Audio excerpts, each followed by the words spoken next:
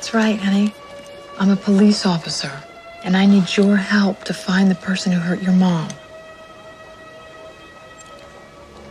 Tommy est le seul qui puisse prouver que son père a tué sa belle-mère. Mais Tommy était terrorisé, et le père de Tommy l'avait menacé. Il avait encore plus peur de témoigner au tribunal. Le procureur a eu une idée. Trouver la mère biologique de Tommy, pour qu'elle persuade Tommy. Après avoir cherché partout, ils ont finalement trouvé la mère dans une laverie automatique. Elle avait changé de nom, essayant d'oublier tout son passé. Mais quand la police a dit à la mère pourquoi ils étaient là, à propos de Tommy, elle n'a plus pu se contenir. La mère a dit en larmes que son ex-mari était très violent envers elle. Alors la mère s'était enfuie seule. Mais la mère n'a jamais cessé de penser à son fils. La mère a dit qu'elle avait abandonné son fils. Alors toutes ces années, elle n'avait pas osé le voir. Can't face him. He'll never understand why I left. He'll never understand. What if he doesn't love me anymore? What if he...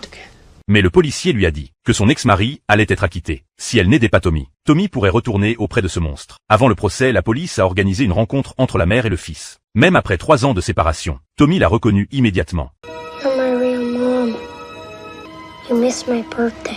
La mère a encouragé Tommy à dire la vérité à tout le monde. La mère a promis qu'ils ne seraient plus jamais séparés. Avec les encouragements de sa mère, Tommy est courageusement monté à la barre des témoins. Mais face au regard glacial de son père, il s'est figé, incapable de prononcer un seul mot. Le juge a alors décidé que Tommy n'était pas apte à témoigner. Son père a poussé un profond soupir de soulagement. Le procureur n'a eu d'autre choix que de renoncer à Tommy. I love you, son. C'est alors que Tommy a regardé sa mère, et a enfin trouvé le courage de parler. You killed Jill. Your Honor, I move for mistrial. Tommy, are you okay? I'm ready. I can do it now.